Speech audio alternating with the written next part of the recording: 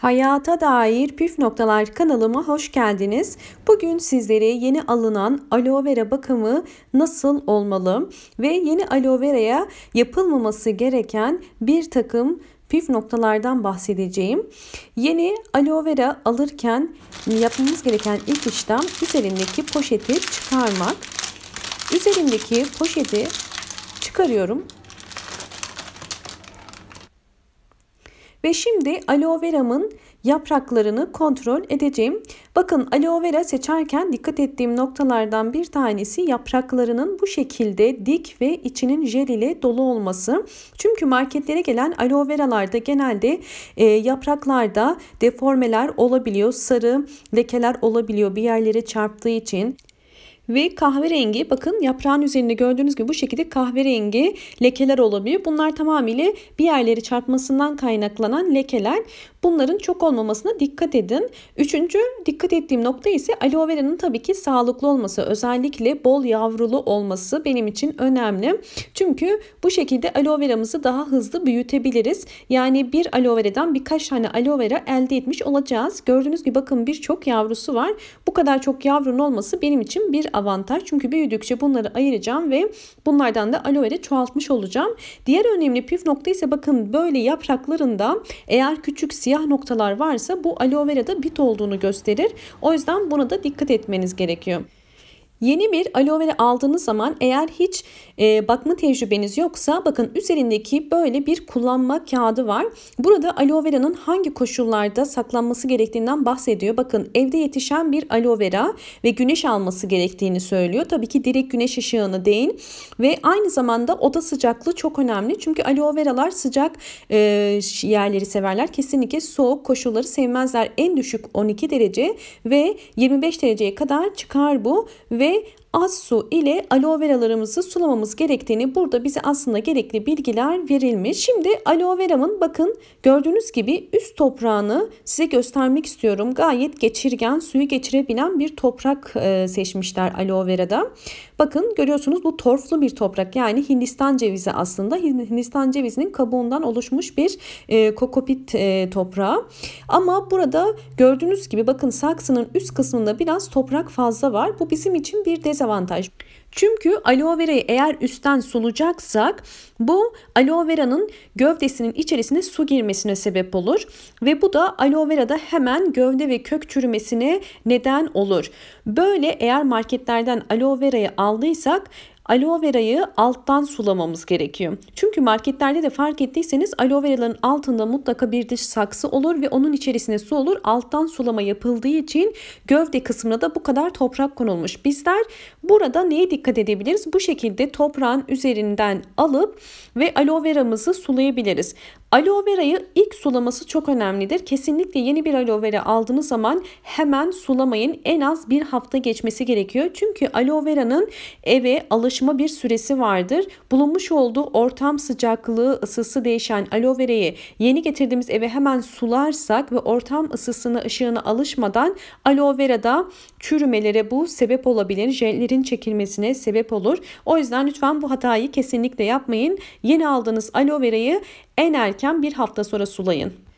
Diğer ikinci nokta ise yeni alınan aloe vera'nın hemen toprak ve saksı değişimi yapılmalı mı? Bakın görüyorsunuz, bu toprak gayet güzel, hem perlitli hem Hindistan cevizi torflu, gayet suyu süzebilen bir toprak. Zaten üretici firma aloe vera'ya en uygun toprağı ve en uygun saksıyı seçiyor. Bizler eğer bu saksı küçük diye düşünüp ve de çok yavrusu var diye düşünüp hemen saksı değişikliğine gider ve daha büyük saksıları tercih edersek aloe veramız maalesef gelişimini durduracaktır. Çünkü aloe vera yeni almış olduğumuz aloe vera yeni ortamına alışması en az bir ayı bulur. O yüzden bir aydan erken saksı değişimini ve toprak değişimini yapmanızı kesinlikle tavsiye etmiyorum. Hem de böyle küçük yavruları varsa biraz beklemeniz gerekiyor. Yavru aloe veralar yeterince büyüdükten sonra, köklendikten sonra anaç yavrudan ayırmak gerekiyor. Eğer bu saksıyı değiştirip yavrularını da ayırırsanız aloe veralar yavruları çok küçük olduğu için kesinlikle gelişimleri çok yavaş olur ve kolay kolay büyümezler. O yüzden buna da dikkat etmeniz gerekiyor. Peki ne zaman değiştirmemiz gerekiyor? İlkbahara doğru aloe vera ortamın ısısına, ışığına alıştıktan sonra aloe veralarınızın saksı değişimini yapabilirsiniz. Fakat yavruların da yeteri büyüklüğe gelmiş, büyüklükte olmuş olması gerekiyor. Saksı boyutunu da kesinlikle büyütmemenizi tavsiye ederim. Çünkü aloe veralar ne kadar çok dar saksı olursa o kadar hızlı gelişiyorlar. Küçük saksılar tercih ediniz. Evet, bakın bir hafta geçtikten sonraki sulamasını yapıyorum. Sulama yaparken bu şekilde bakın gövde kısmına su girmemesi için böyle bir püskürtme kabı ile ben üstten hafif sadece kenarları sıkıyorum. Zaten torflu bir toprak olduğu için rahatlıkla su hemen köklerine ulaşacaktır. Bu şekilde sulamayı yapabilirsiniz ya da bir tabağın içerisine biraz su koyup aloe veranızı içine oturtabilirsiniz. Yeni aldığınız aloe verayı mutlaka bol gün ışığı alan bir odaya koyun. Çünkü karanlık ortamları sevmezler. Mutlaka gün ışığı alması gerekiyor. Diğer önemli püf nokta ise aloe veranızı kesinlikle sık sulamayın. Aloe veralar kesinlikle fazla suyu sevmezler. Toprağı iyice kuruduktan sonra sulayabilirsiniz. Peki aloe verayı kaç günde bir sulamalıyız? Bu soru da çok geliyor. Aloe veraları sulamanın bir günü yoktur. Aloe veranın suya ihtiyacının olduğunu anlamanız kolaydır. Elinizi toprağın içerisine koyduğunuz zaman eğer kuruysa toprak aloe verayı sulama zamanı gelmiştir. Ama eğer toprak ıslak ise aloe verayı sulamayın. Çünkü fazla su aloe veraların çürümesine sebep olan tek sebeptir. Buna da dikkat etmenizi tavsiye ederim. Eğer bütün bunlara dikkat ederseniz yeni aldığınız aloe vera kısa sürede gelişecektir ve bol bol yavru verecektir size. Ve aloe veralar çok fazla ilgiden hoşlanmazlar. Yani aslında bakımı çok kolay bir bitkidir.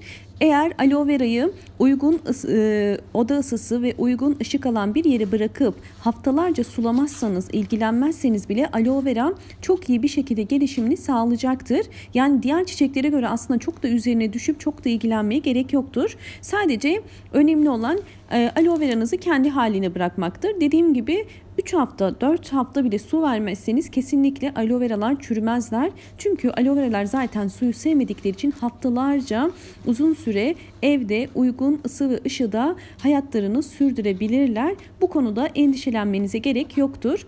Bu aloe verayı ben bu arada Ikea'dan aldım. Bunu da soracaksınızdır muhtemelen. Ikea'da güzel aloe veralar vardı. Sizlere de tavsiye ederim.